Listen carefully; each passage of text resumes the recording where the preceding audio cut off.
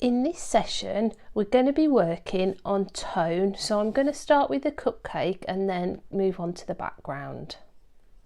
So first of all, I'm going to be using a 2H, so this is going to give me light tones. So to make this drawing a little bit quicker and a little bit more easier to achieve, you're going to put your hand over the top of your pencil, so you're using this full width of the graphite.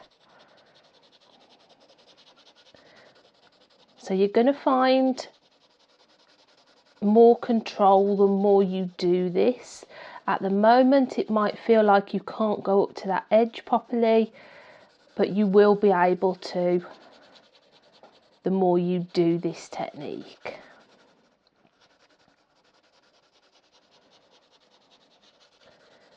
So I'm working light to dark, so at the moment I'm just plotting out with the 2B pencil some of the shadows. So I'm looking backwards and forwards from the photograph at where those darker tones are.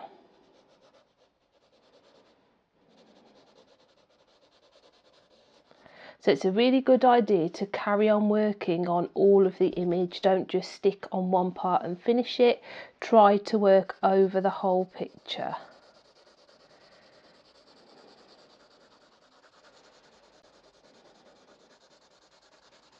So this value or this tone is going to be a lot darker, so don't worry at the moment if it's not as dark as it will be later on. We're just getting down the first layer of graphite.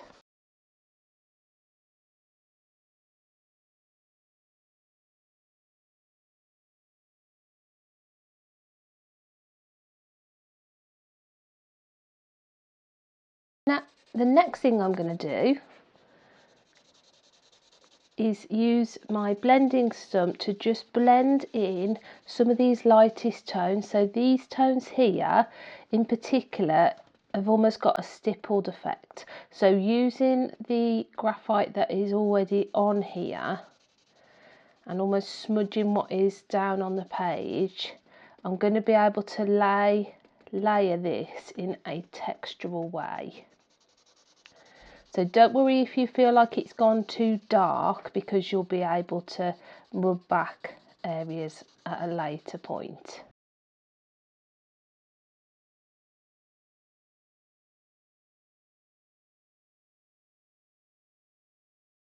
So very little of this image is actually white, probably here and maybe some shines on the plate.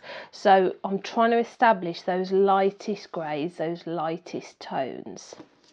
So I'm just going to go back on with my 2H pencil before I begin shading with some darker pencils. So this is going to help create a bit of a better transition between the light and the dark.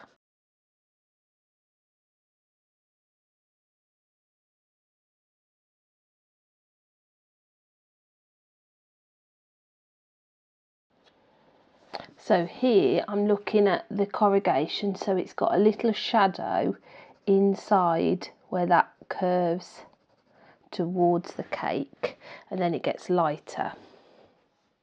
Now one idea that you might want to do at this point is to try to get your photograph a bit closer to what you're drawing. So for example, if I was to do that, I'm having to look less of a distance.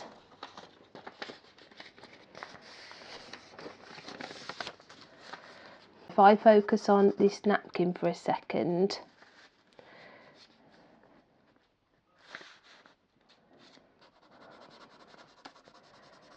it's really easy to see where I'm going to put that patch of tone.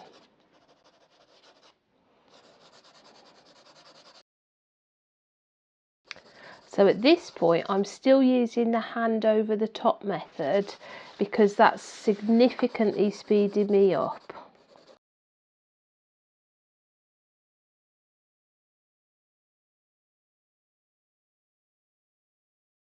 So now I am going to step it up, and I've got a 2B pencil.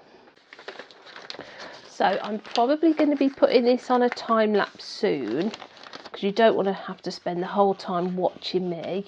So what I'm going to do, I'm just going to explain what I'm going to do before and then let the video play. So I'm going to be trying to match these tones, so folding your photograph and putting it as close as possible to what it is you are shading. You are going to be able to match that tone a lot more easily.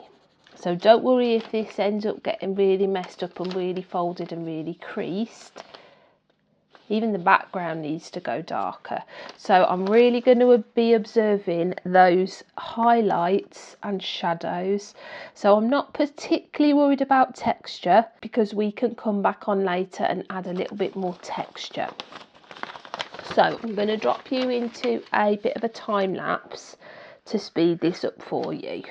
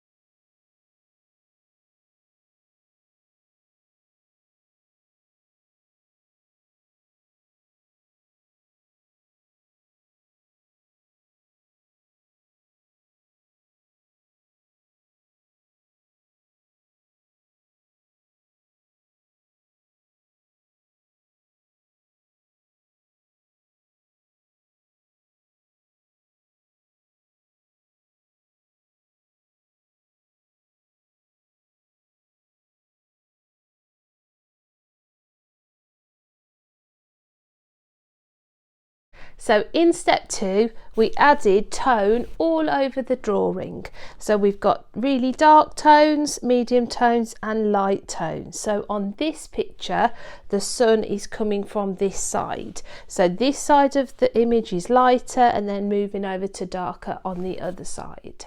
Even if you're just able to get your drawing up to this level, that is a massive achievement for you. So don't worry if you don't want to do the next stages. This is going to be a little bit more advanced, but I wanted to include it to really push you with the thought processes and with the techniques, so that you can apply this to any piece of work you wanted to in the future. So good luck.